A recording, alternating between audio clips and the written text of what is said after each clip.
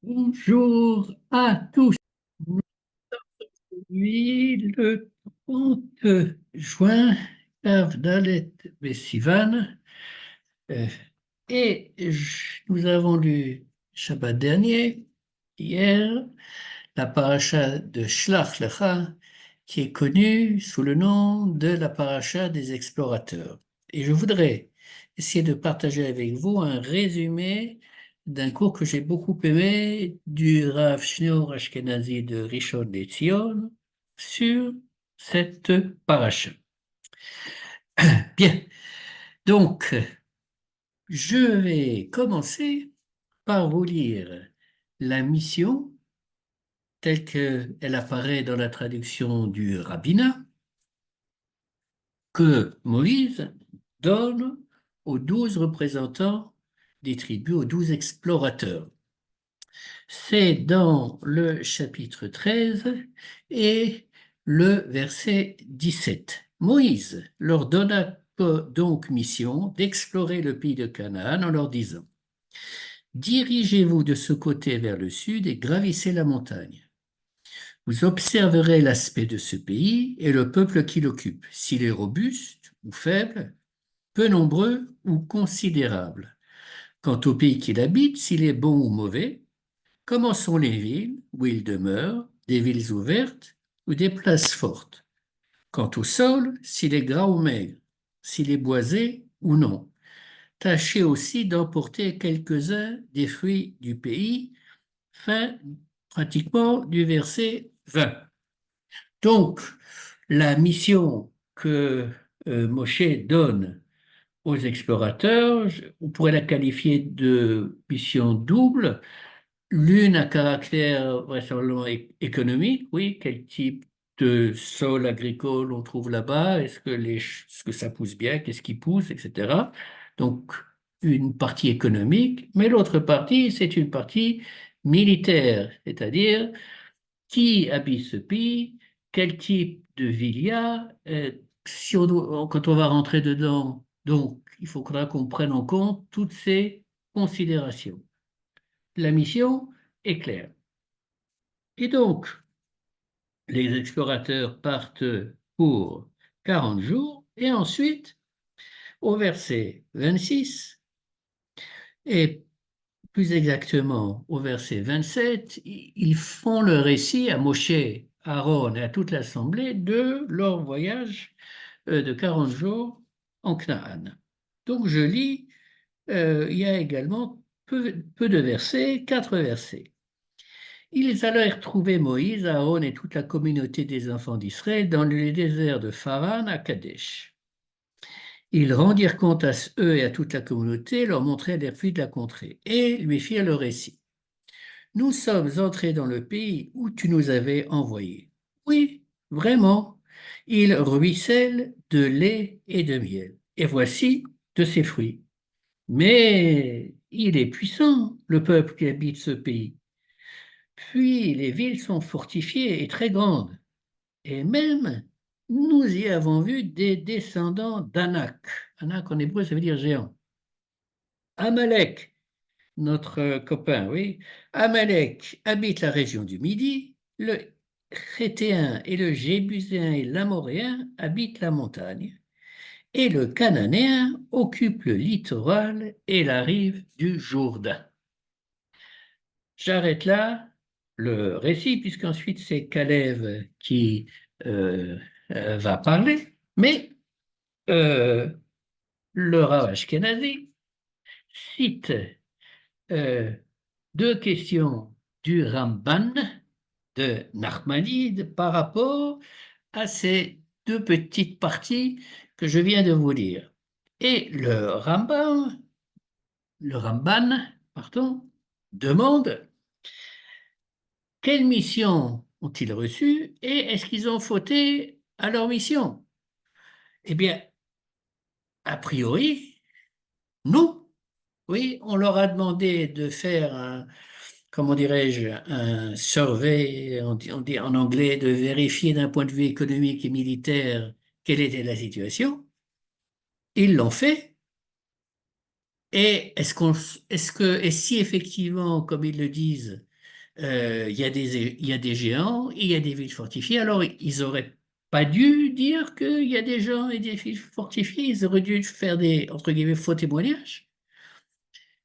Ça, c'est donc la première question du Ramban. Et la seconde question, qui va renforcer cet étonnement, c'est que dans le livre du Deutéronome, dans la parashat Ekev, où donc Moshe revient sur une bonne partie de l'histoire des pays d'Israël, quand Moshe va décrire la terre de Canaan, eh bien, il va employer des termes qui sont encore plus effrayants, si j'ose dire, que ceux que les explorateurs ont utilisés. Tout question du rabbin, mais qu'est-ce qu'on leur veut à ces, entre guillemets, pauvres explorateurs? Ils n'ont fait que leur devoir de rendre compte de ce qu'ils avaient vu.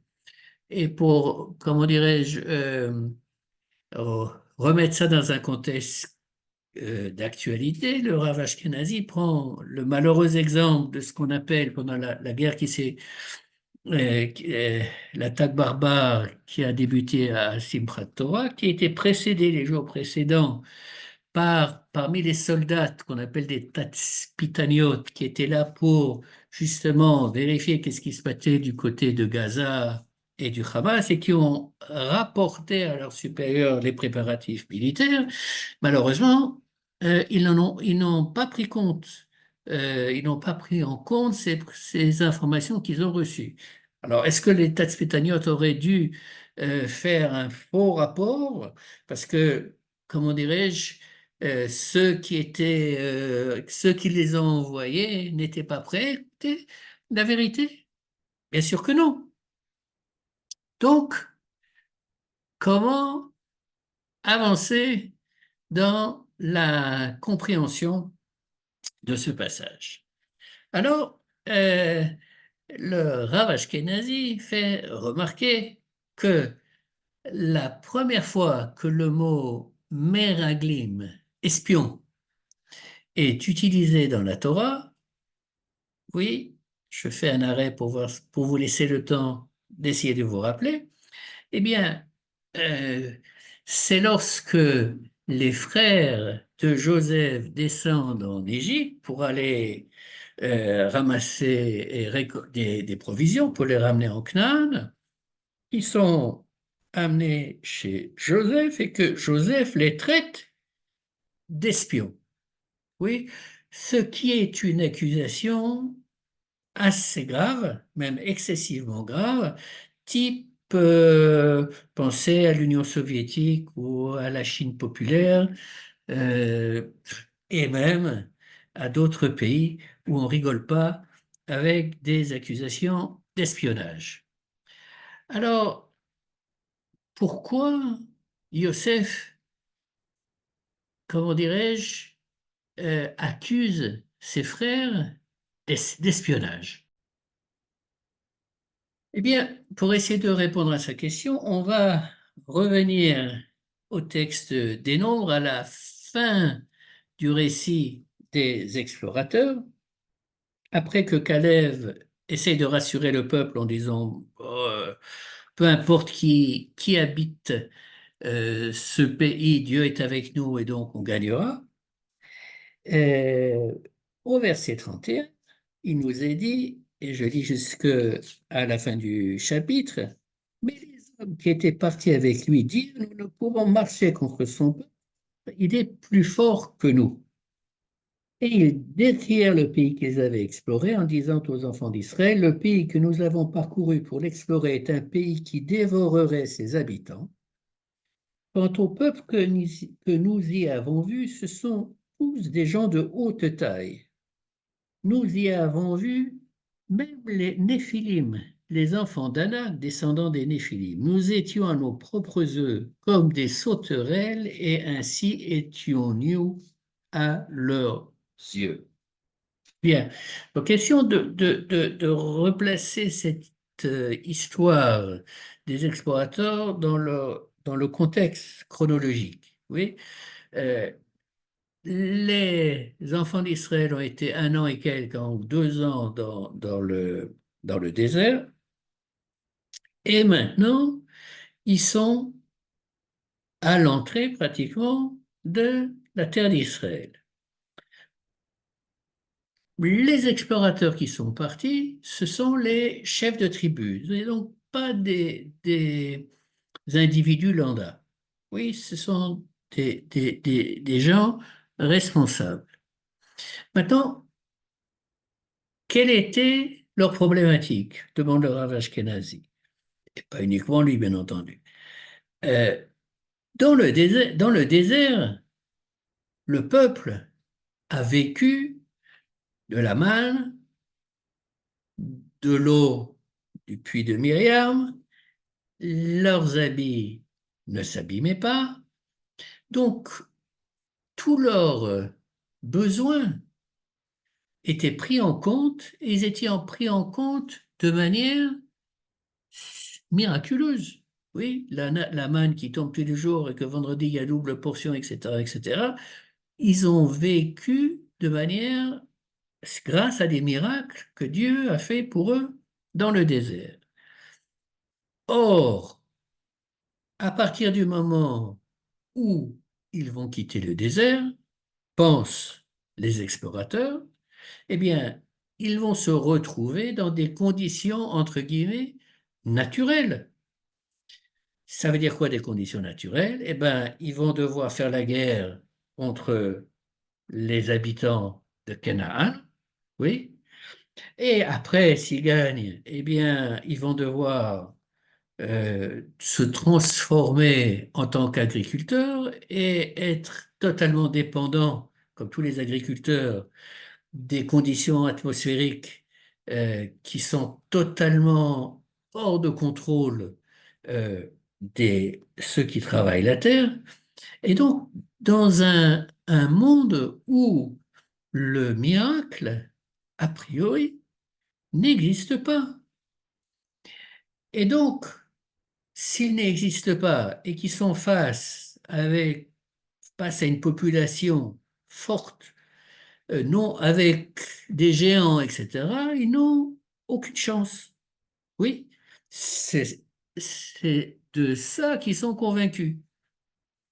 Euh, et c'est ça leur problème principal. Et en fait, dit le Rav Ashkenazi, quand on envoie des espions espionner, oui, bon, ben, ceux-ci, quand ils reviennent, ils vont rendre compte, normalement, uniquement à celui qui les a envoyés, oui, c'est-à-dire que au commandant, enfin, peu importe quelle est la personne au niveau de l'armée qui est responsable d'eux, mais ils vont pas commencer à mettre sur Internet les informations qu'ils ont récoltées, n'est-ce pas? Ça doit être euh, transmis à qui de droit pour que les responsables ensuite prennent les décisions qui s'imposent. Or là, que s'est-il passé? Au lieu de rendre compte uniquement à Moshe,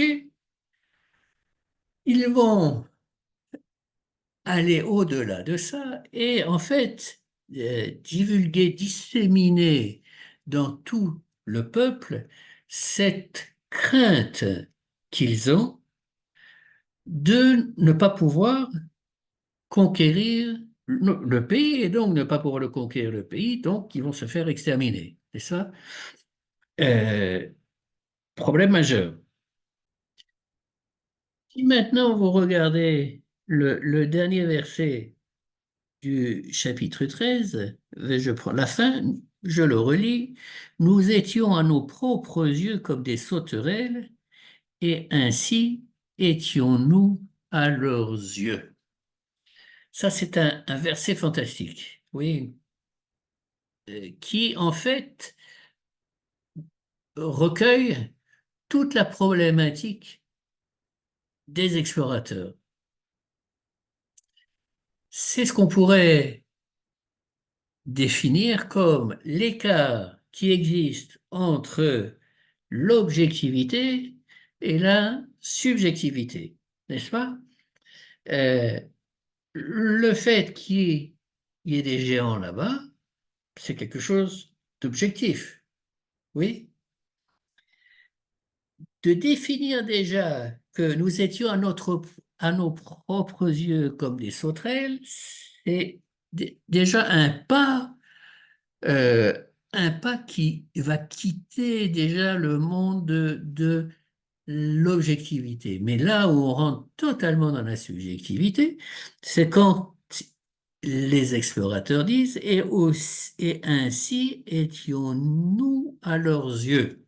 Oui, ils imaginent que aux yeux des Anakim, les Hébreux n'étaient que des sauterelles. Visiblement, ils leur ont pas demandé, n'est-ce pas? Ils n'ont pas fait comme un sondage parmi les Anakim pour voir comment est-ce qu'ils étaient perçus.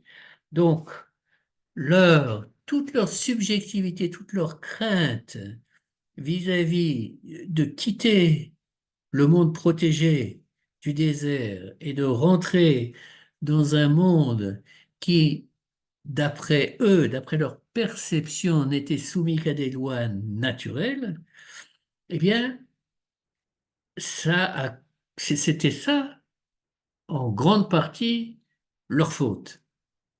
Et ça nous ramène maintenant à Joseph et ses frères. Pourquoi? Parce que le Rav Ashkenazi cite un livre dont j'ignorais l'existence, qui s'appelle Char à Gilgulim, c'est-à-dire la porte des, euh, euh, des Gilgulim, c'est les âmes qui reviennent de génération en génération, etc., métempsychose. Et d'après ce livre, euh, Joseph et ses frères se sont revenus dans l'histoire du peuple juif dans les explorateurs. De quelle manière? Eh bien, Caleb ben Yefouné est de la tribu d'un des fils de Joseph et Oshia Yoshua est de la tribu de Yehuda. Et donc, on a 10 explorateurs d'un côté, comme on avait 10 frères de l'autre avec Yehuda et Joseph. Donc, quand euh, Joseph dit à ses frères, Meragli Matem, vous êtes des explorateurs, d'après le Rav Ashkenazi, il y a bien entendu le niveau du pshat, du sens littéraire, mais c'est pas ça auquel il veut faire allusion maintenant, c'est que il leur dit, vous êtes des explorateurs. Pour vous, le monde est divisé entre la nature et le monde, que je dirais, de la synagogue, par exemple. Oui, le monde, le désert qui représente le monde de la spiritualité. Vous voyez une barrière entre les deux. Or, euh, pour revenir à Joseph, quand on le fait sortir du, de prison et qu'il est amené chez Pharaon pour que, pour interpréter ses rêves, que va dire Joseph? Euh, Joseph, alors Pharaon dit à Joseph, j'ai eu un songe et nul ne l'explique, mais j'ai ouï dire quant à toi que tu entends l'art d'interpréter un songe. Réponse de Joseph. Joseph répondit à Pharaon en disant, ce n'est pas moi, mais Dieu qui saura tranquilliser Pharaon. En d'autres termes, Joseph est le représentant par excellence du politique, de l'homme d'action. Oui, il va prendre en main toute l'économie de l'Égypte et il pourrait croire que ce monde de l'économie est un monde qui était totalement indépendant du monde de la Ashgaha, du monde de la providence. Mais non, lui est convaincu que ce n'est pas le cas, qu'on ne peut pas exclure, entre guillemets, Dieu de notre monde, comme le font les explorateurs. Et comme oui, Et le Rav Ashkenazi dit, il n'est pas le premier à faire cette remarque. Si on regarde maintenant l'histoire du peuple juif, c'est une histoire qui est totalement illogique, inexplicable. Oui, nous sommes le seul peuple à avoir l'histoire que nous avons eue. Nous existons depuis 3500 ans à peu près. Nous avons encore une grande partie de nos traditions et nous sommes revenus après 2000 ans d'exil sur notre terre. C'est quelque chose qui est avec toutes les persécutions qu'il y a eu, etc., sans rentrer dans tout le... Oui, tous les autres peuples se sont assimilés. Les Grecs d'aujourd'hui par rapport aux Grecs de la Grèce, de Hanouka, etc., c'est pas les mêmes Grecs au niveau, comment dirais-je, de leur culture. Idem les Romains, les Égyptiens n'en parlons pas, etc. Oui, donc il y a chez le peuple juif un élément qui est totalement, d'une certaine manière, miraculeux. Et je suis sûr que certains d'entre vous se rappellent de Metternich, à qui le roi de Prusse demandait, mais quelle est la preuve que Dieu existe? Et Metternich répondit, les Juifs. Cette histoire existe dans plusieurs, comment dirais-je, euh, dans plusieurs formats. Et moi, je la connais avec Metternich. Mais reprenons Ben Gourion, oui, paraît-il, disait que celui qui ne croit pas au miracle n'est pas réaliste. Quand on prend comment dirais-je, l'histoire récente de l'État d'Israël, ne serait-ce que la guerre d'indépendance, etc., etc., ce sont des histoires qui sont, comment dirais-je, euh, d'une certaine manière, miraculeuse, où il y a une intervention que nous ne voyons pas de manière, par des miracles, comme la génération du désert a pu voir, mais n'empêche que, il faut savoir, je pense, et c'est ce que dit le Rav Ashkenazi, il faut ouvrir les yeux.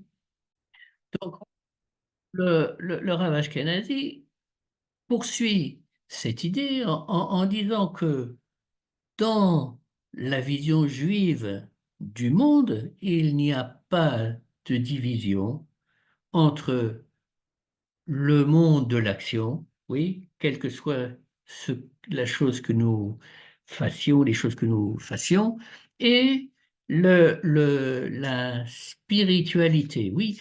Euh, il faut avoir l'ouverture d'esprit pour se rendre compte que, et au niveau du peuple, mais également au niveau du personnel, de chaque personne, de notre vie, ce qui nous est arrivé, des choses qui se passent, des rencontres que nous pouvons faire, etc., des défis auxquels nous devons répondre. Euh, le, le hasard, d'une certaine manière, pour le formuler de cette manière-là, n'existe pas. Le libre arbitre, oui. Le hasard, sans doute, non. Pour prendre encore un exemple lié à l'actualité difficile qu'il y a en Israël, il y a le massacre, la barbarie de l'attaque du Hamas et du djihad, etc., de Simchat Torah, oui, et ce qui s'est passé il y a maintenant quelques semaines, quand l'Iran a décidé d'attaquer Israël, où des centaines et des centaines de missiles de toutes sortes et de tout type ont été envoyés sur le pays d'Israël et où aucun, finalement, n'a atteint sa cible. Alors, on peut dire, ben, on a eu de la chance. Le Rav Ashkenazi ne formulera ça pas comme ça. Il verra plutôt une intervention divine qui, bien entendu, s'appuie sur une action de l'homme. Oui. Euh,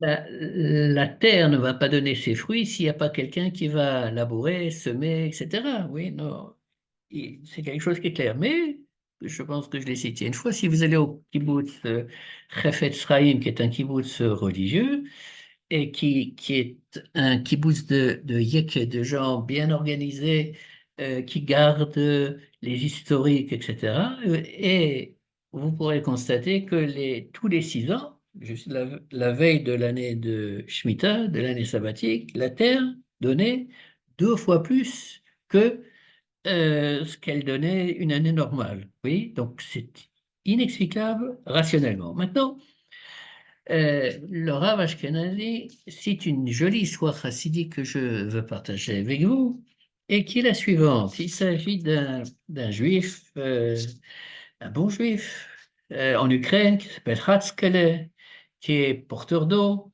Donc, c'est pas le Crésus du village ou de la bourgade qui a 3 enfants, 3 filles, pardon. Et il vit, oui, mais les filles grandissent et puis à un moment, il faut les marier. Or, pour les marier, il faut donner une dot. Or, Haskell, en tant que porteur d'eau, il arrive à faire vivre sa famille comme ci, comme ça, mais alors la dot, aucune chance.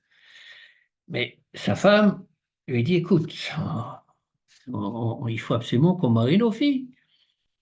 Et elle lui dit, mais tu te rappelles, tu avais un oncle très riche.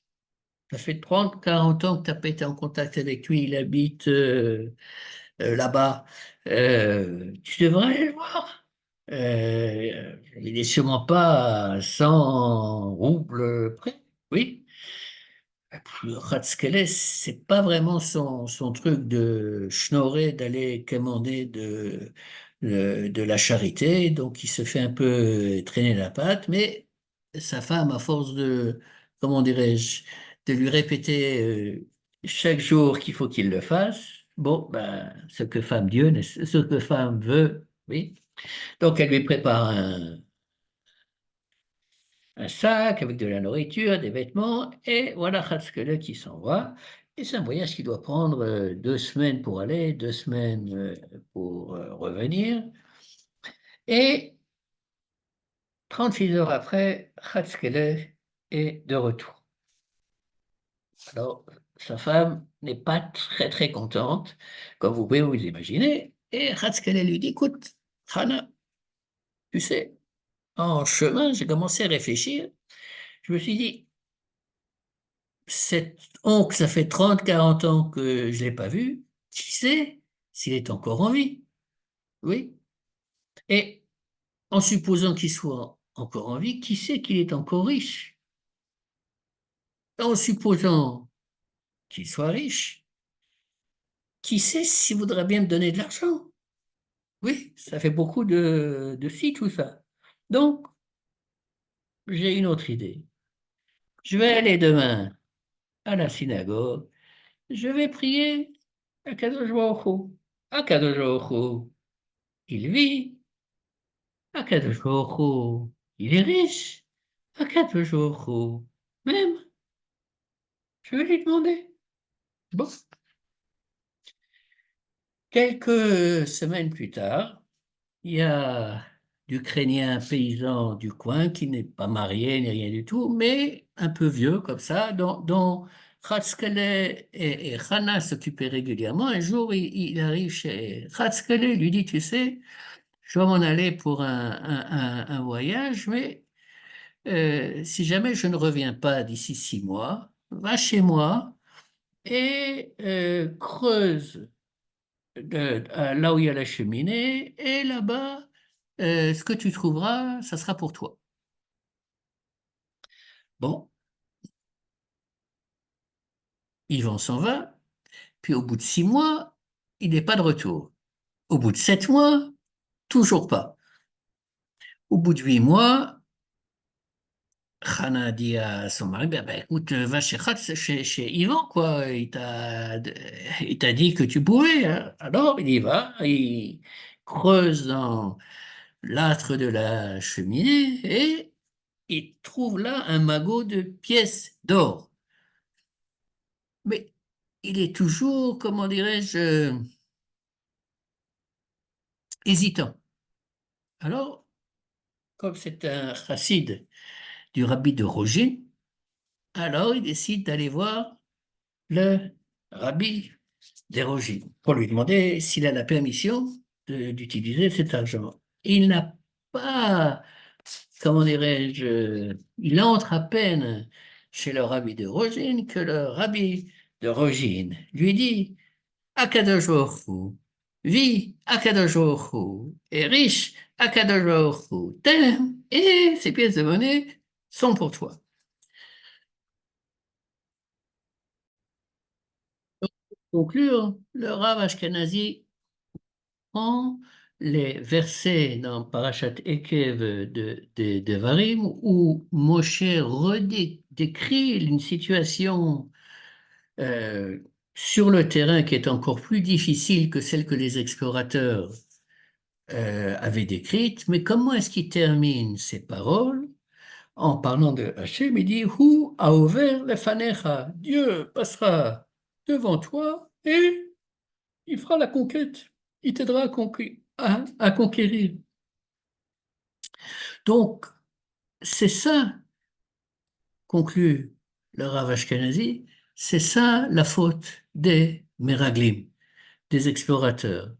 C'est de créer cette barrière artificielle entre le monde, mettons le monde des yeshivot, le monde des synagogues, le monde où en quelque sorte Dieu ne serait présent, ne se manifesterait que là-bas, et notre monde à nous dans lequel nous vivons tous, et où nous pouvons, où nous décidons de, comment dirais-je, regarder la réalité, soit avec des lunettes qui laissent passer un rayon spirituel ou des lunettes qui ne laissent pas passer ce rayon spirituel.